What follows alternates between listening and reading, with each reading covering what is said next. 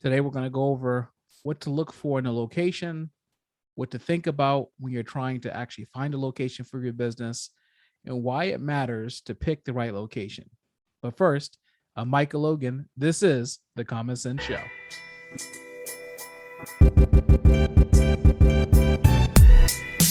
You're listening to the Common Sense Show. If you've just started a new business, or if you're just thinking about it, this podcast is for you. Micah Logan has a stellar track record coaching small businesses to achieve six-figure revenue streams. The advice on this show is what has allowed him to have over 15 years of experience as an entrepreneur. Here is your host, Micah Logan.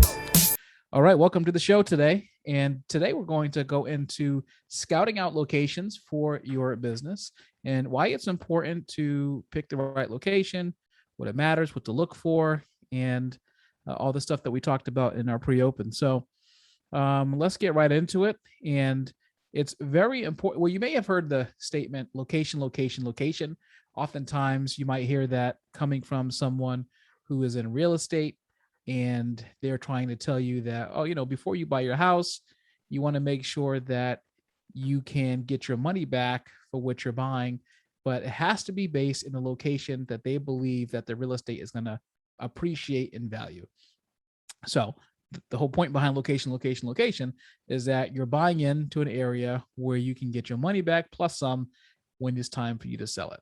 So in business, that is the case, but you're looking, instead of getting your money back when you sell it, that is one piece of it. You're mainly looking for a place where you can actually generate the kind of revenue that you need to generate in order to meet your business obligations. And of course, ultimately to make a profit and hopefully put yourself in a position to sell. So location is really important when it comes to business. It's going to be the difference between you generating the kind of leads that you need to keep your business afloat and you having to close the doors potentially because you cannot find the customers that want to patronize your business. So today, we're going to give a crash course on basically why location is important and what to look for and what you should be doing in trying to choose your location. So let's get cracking. The first thing to talk about is demographics. Who are the people that are going to patronize your business who currently buy from you? So when you're trying to find a location for your business to go, you have to consider demographics. Now, there's a lot of different demographic variable information that you can choose from that you can use as information about who your customer is. But in previous episodes, and there's going to be some coming up when I talk about customer avatar, and I've talked about customer avatar in brief spades in some of the conversations that I've had with some of the people I've interviewed on the show. But the most important thing is, if you remember from what I've mentioned on this podcast, that it is crucial that you understand who your customer avatar is. Who are they? Why do they buy from you? Are they, what's their age? What's their income? Where do they come from? Where do they live? All that stuff is important in assessing who your customer avatar is, because once you understand that about your customer avatar, then it puts you closer to understanding the demographics of where these people are. And so when you're going to try to figure out a place where you're going to locate your business, does your average customer avatar, the person who engages your service or buys your product, do they live in the neighborhood that you're thinking about putting your business in? Or do they live in a neighboring neighborhood? Are there people there in that neighborhood who could become your customer because they frequent businesses that actually have the same customer avatar as yours? Remember, it's really important for you to also scout out competitor businesses that actually serve the same customer, because they don't necessarily have to engage in the same buying habits in terms of domain, but they should share the same characteristics as you in terms of who the customer that they're serving is. So does this person who has the income, that has the desire, and that has the frequency of purchasing products or services in a business like yours live in an area that you're actually trying to locate your business? Sometimes I've spoken to people when it comes to where to locate their business, and some of the answers I get is, well, I'm projecting that this area is going to become something eventually.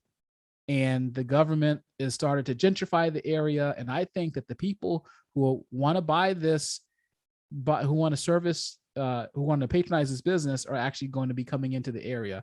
So let me just put a business there. Here's the problem with that. Business speculation is different than stock speculation. Okay, when you speculate in business to that degree, you're not going to get the income that you need to pay your basic bills. Neither are you going to be able to get the income that you need to be able to support marketing to even more people who could patronize your service. The difference between a stock and an actual buying into a stock for a company that has competent management and being the competent management yourself is making sure that you can grow your revenue and that you can get repeat customers or new customers. You have to think about both new business and existing business when you're trying to put your business in a locality. So not just can you acquire one segment of the demographic that you're serving. Does your demographic live there? Do they shop there? Do they buy there? Or is it a pass through for your demographic and they're looking for something quicker than maybe what you have to offer? Or is it a place where, it's an up and coming area, and I think that eventually it will grow into a place where I can do business and I can get all these customers. Okay, I understand the thought process behind that. You're trying to stay ahead of the curve, and you're also trying to skate where the puck is going, like Wayne Gretzky says. However, the problem with that is that you could be too early, or that demographic may never show up. And if they never show up, or the government's plans change for gentrifying an area, then you are going to be stuck with the lease holding the bill. And remember, these leases have multiple years on them.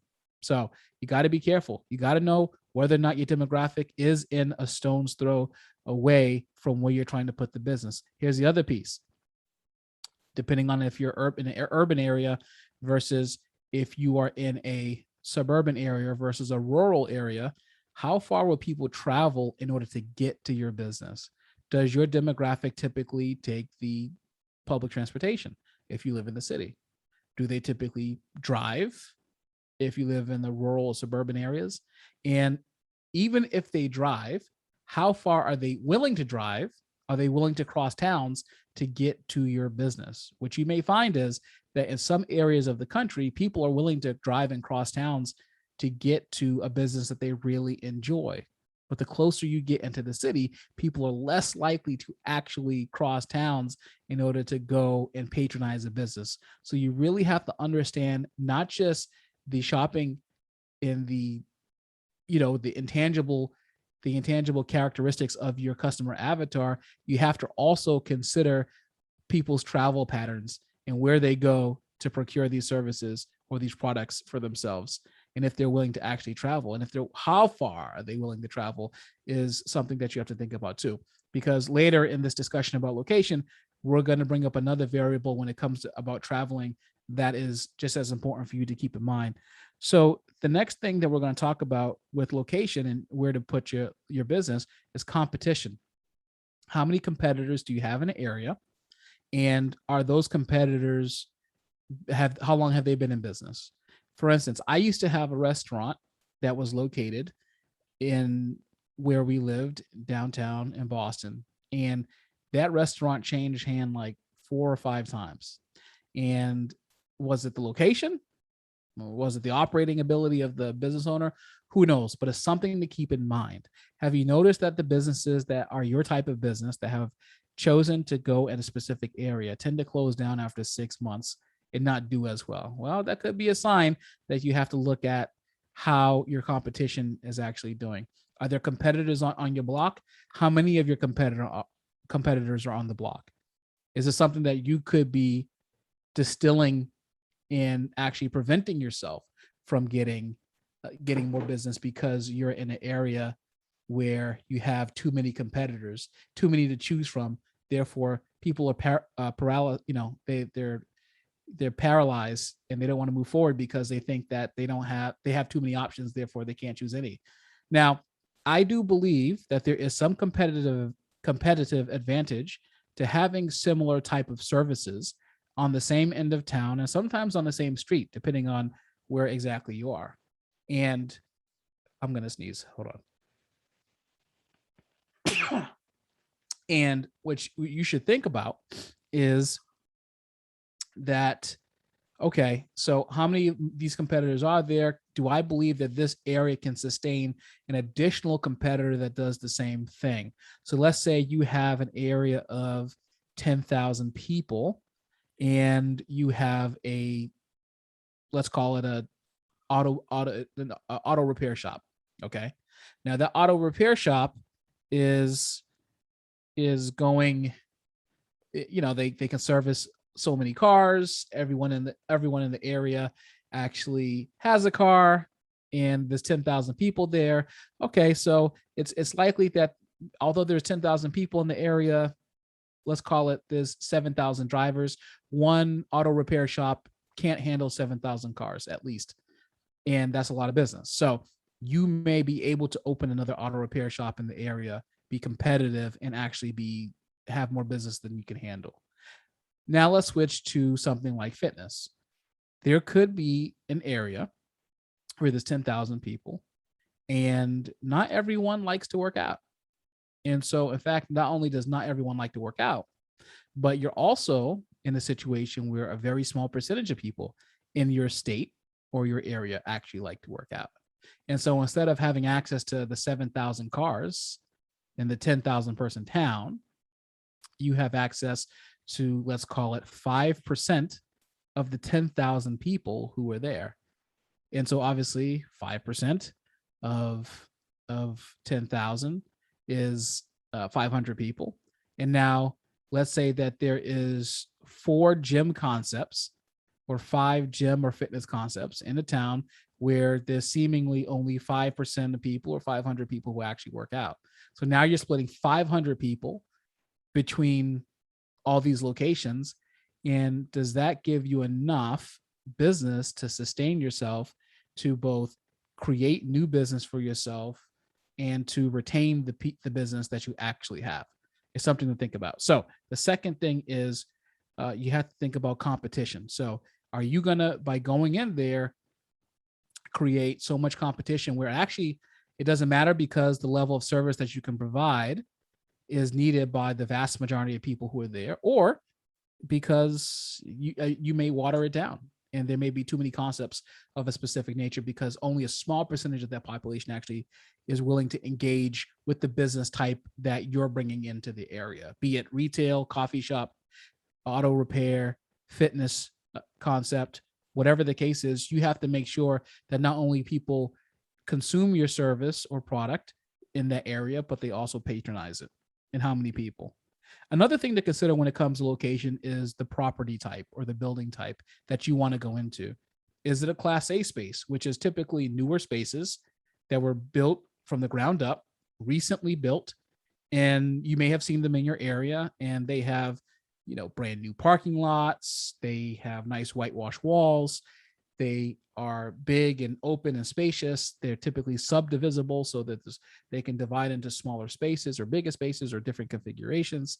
And they kind of look like destination spots. And so sometimes if you travel to like Southern Florida, Central Florida, I'm not sure exactly where Orlando is. It's like kind of like just south of Central Florida, but still Center Florida. And they have these areas that were built, and it looks like these retail areas just kind of were built and plopped in the middle of nowhere. And so those would be like Class A spaces that are brand new spaces.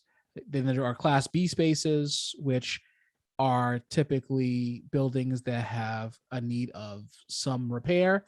They've been around for some time, and maybe they're on their 3rd, 4th generation, and they need HVAC work or they need some kind of repaving, something like that. And then there's Class C, which is a building that typically is clear that it's really aged and it needs some repair. So depending on what kind of business you have, if you're in a luxury business and you're in a Class C space, that might turn off your customers, especially if they're used to getting luxury goods. If you are in a business where you are primarily office based and what the aesthetic of the building is not necessarily a primary driver of who your customer base is, you may choose a Class B space. because you can engage the customer and they're not worried about the building as much. And also, thing to think about when it comes to class A, B, and C space is that the rents are going to be completely different. So the rents for class A space, as you can imagine, are going to be class A rent, which means that you're going to pay a premium for rents in the class A space because those are pristine, brand new, nothing to write home about. You can move right in, turnkey. Well, usually there's some build out, of course, but as turnkey, you can go right in. Class B, now we're talking a little bit more renovations. Maybe the air conditioning system has to be replaced, or maybe the heat has to be replaced, or maybe there is an electrical upgrade, or there's some cosmetic wear that needs to be redone so that you can actually move into the space. Class C spaces, there's definitely going to be some renovation that's needed. It's probably on the fifth or greater generation, meaning one generation is one business cycle that's been in there. So you're looking at a place that's going to require some extra capital to get up to the level of a class B space, at least. Class A space, you can forget it, but like a class B space, and to make it presentable. Is the property in good repair? So the location, is the property in good repair? If it's new, we talked about it's going to cost you more. It's a second generation. What's the accessibility of the property like? If you're a physical therapy business, you know that you're going to get people who are injured and need to come in to visit your space. So would you go into a class C space with no ramps or no elevators to put your business in there because you feel like the rent is cheaper and you can actually spend more on marketing? You have the right idea because you want to spend more on marketing, but the wrong idea because you're not going to be able to actually engage with the customer because they can't get to you because the space is actually too inaccessible for them. Is it accessible in a way where a person doesn't have to do too many tricks in their car to get to you and they can find you easier? It's not in an industrial park. If you need actual sightline visibility is the ability for you to see from a traffic stop sign, traffic light, or the street level and see the business from there. Do you have good sight lines? If you are in a space that requires walk-bys, traffic, and you're in an industrial park where nobody can find you and you need a sign or a wavy, wacky, inflatable arm man on the corner of a street to point you in the direction of your business, then you're going to have a tougher time driving business into your showroom or into your office or into wherever you're presenting your services or your products. So having an accessible building with good sight lines is really important if your business depends on eyes on it, physical eyes on it, to be relevant as a form of marketing. Now, the one good thing that social media has done is social media has made putting eyes on businesses that are not necessarily accessible a lot better and a lot easier. The problem is, if people still can't find you, you may be missing out on a good percentage of new business because people don't have access or they can't create those sight lines to your business. Also think about signage. How much more is it going to cost you to try to point people to your business from, for instance, a main road? So accessibility is important for individuals who need to patronize your business, who are handicapped or may have some kind of condition where it makes it hard to ambulate into your business. You need to think about that. You should think about sight lines. Can people see your business? Do they need to lay eyes on it? Or do you have the kind of business where you can be in an industrial park and it doesn't necessarily matter as much because maybe you're a manufacturing business that doesn't necessarily have visitors on a regular basis, and you're primarily worried about driving traffic digitally to get to your website, therefore to ramp up your manufacturing. So there's that. And what about traffic? Traffic is another thing to think about when it comes to where to locate your business. When we talk about traffic, we're not talking about the sightline idea again. What we're talking about is the ability for people to drive by or to walk by and actually physically enter or go to your business. If you don't have enough traffic, how much traffic is there in the area? Are there only 100 cars? Do only 100 people walk by? Are they going to be able to see your business? Are they going to be able to even interact with your business? These are things that you have to consider. One of the things that you might want to do when you are like, let's say you have it in your mind, you're hard set on this specific location for your business. One thing that you might consider is just to go out there for about an hour, hour and a half, sit at an intersection or a parking lot nearby and just watch how many people come by, drive, or walk by. Now, I'm not telling you to go out there with a counter and count people or cars. I mean, you can if you're inclined to do that. No, I'm just talking about observing how you see people interact with this space. And here's another thing that you want to think about. What time of day do people go by? Do they go by in the early morning or late at night, middle of the day, on weekends? What is the traffic pattern like? So when you're considering that you have a business that operates early in the morning and late at night, if you're operating a fitness business, for instance, then you're going to want to see good traffic patterns at early in the morning and late at night. Why? Because you want people to lay eyes on your business when they're in the area.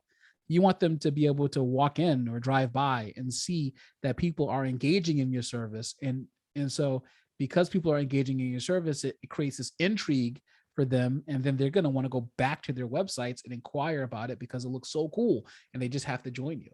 But you have to know that your hours are going to be quite relevant to how exactly the traffic patterns go as well. So traffic and hours of your business are really important when it comes to establishing hours and making sure that your peak times are filled in your business, whether it's retail or whether it's a service-based business. You want eyes on your sign. Do you get walk-by traffic? Are you in a city? If you're in a city and you don't get walk-by traffic, there's going to be a problem there. Is there parking out front? So let's talk about the traffic. And we probably should have mentioned this in property type, but is there parking? If you're in the city and there's no parking and you engage, let's say 10, 15, 20 people an hour, and they can't actually park and there's no option for them to park, then that's going to be a problem. It's going to be a big problem. And the reason why it's going to be a big problem is because no one's going to want to be hassled with the aggravation of trying to find parking if they can't find it. On the other side, maybe you're in an area and it has plenty of parking. Now, what are the other retail restaurants or the retail establishments in the location think about all of the parking that you might need for your business? Is that going to cause an argument and then tensions later? That's also something to consider. Are you going to be taking up most of the parking spaces in the area where you already have established businesses that are operating there? How's that going to make them feel? You remember, you also want to establish goodwill. You want to establish goodwill with the people who already have businesses there, because then, they're going to perhaps refer people to you as well. So consider that as well. Now, here's a question that I find very interesting that I think that a lot of people don't talk about, which is your business the type that needs to be located where people work or where people live? Why is that important?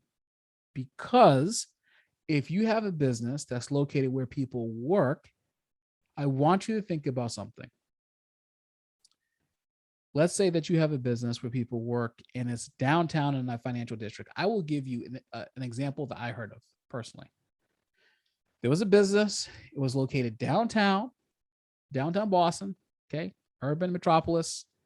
And the majority of the customers of this business were predicated on the people that were going into the office spaces of the businesses that were located downtown. There's only one problem.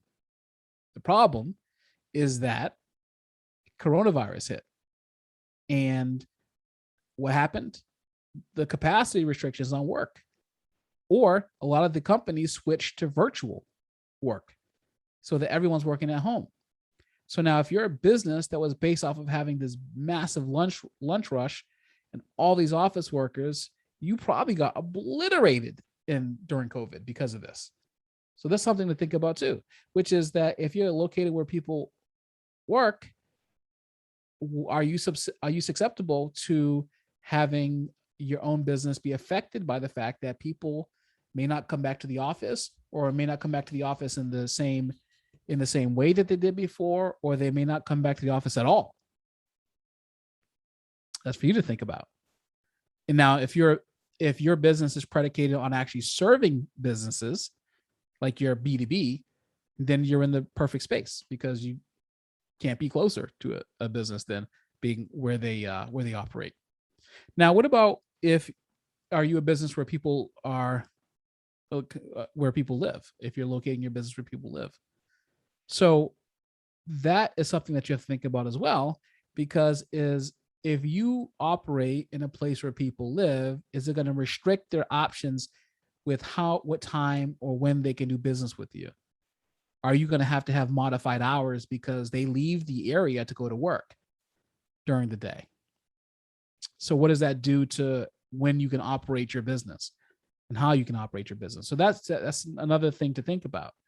So we just happen to, in my business downtown Boston here, we just happen to be located in a neighborhood in downtown Boston where people actually live. So we kind of have the best of both worlds. We're downtown where there's a million people and people actually live there. So it's not too hard to actually get to the business. However, if you just walk a quarter mile or less down the road, those businesses a lot of them are closed because people didn't go back to the office.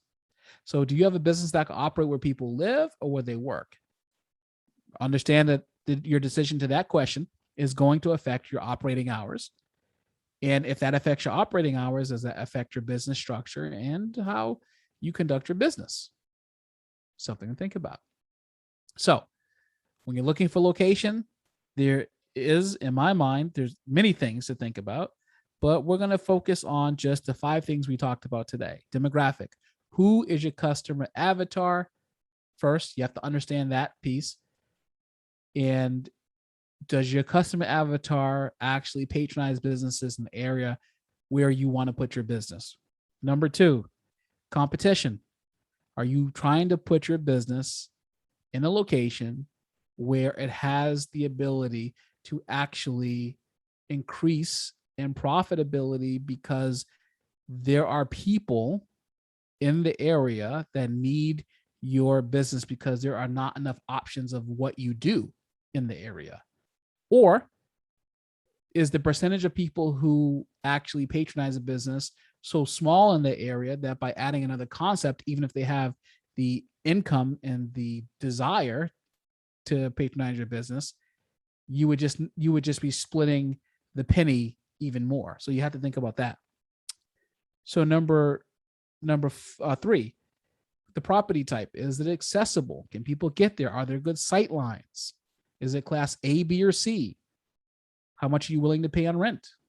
How much do you think you can negotiate with the landlord for being there? And trust me, you want to negotiate a long lease as long as you can commercially, because there's a lot of value there. When you have a long lease in a commercial space, then you can have good stability when you're trying to grow your business. And you're more likely to get a tenant improvement allowance where the landlord will kick in for some beginning and opening renovations for your space if you actually sign a long lease. Number 4, traffic. How much traffic does the area get? On top of getting eyes to it and getting the right people in your business, does it get foot traffic? Does it get drive-by traffic? Or is that traffic not as good during the times where you operate? Right? You operate from 8 to 12 p.m. or you're a breakfast place that operates from 6 a.m. to 2 p.m. and the people are only in the area after 3. You got to think about that. And number 5, is your business located where people work or where people live? Are you going to put it in an area where you're supporting office workers or workers or businesses where people come during the lunch break, and the problem is that those businesses no longer exist because of COVID or they went remote? You got to think about that. Or is it where people live, where they leave the area at a certain time and you can't operate in the hours and satisfy them because they're leaving out at a certain time or area? And if they're all going to work and you're not necessarily in a suburb where there are lots of stay-at-home parents, then if everyone's working, there's no stay-at-home parents, then you're in another pickle because there's no customers there to actually be around to actually engage with because everyone's working. So those are the 5 things that you should think about when you're trying to figure out a location for your business. We're going to roll with those today.